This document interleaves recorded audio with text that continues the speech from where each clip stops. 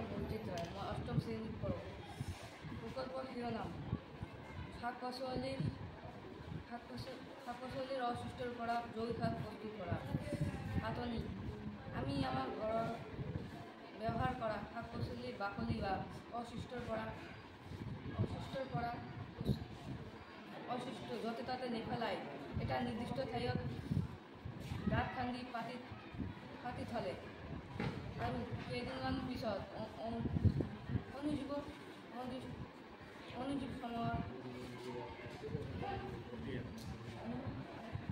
অনুজীৱসমূহৰ ক্ৰিয়াৰ ফলত ই জৈৱিক সাৰৰ প্ৰস্তুত হয়।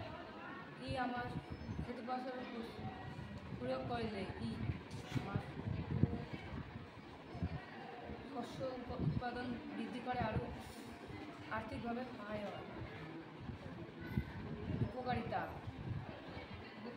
জৈবিক সার অর্থাৎ খেতিপথার প্রস্তুত করে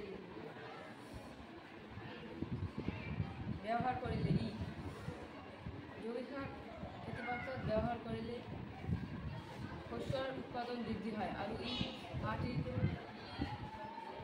পানি ধারণ ক্ষমতা বৃদ্ধি করে।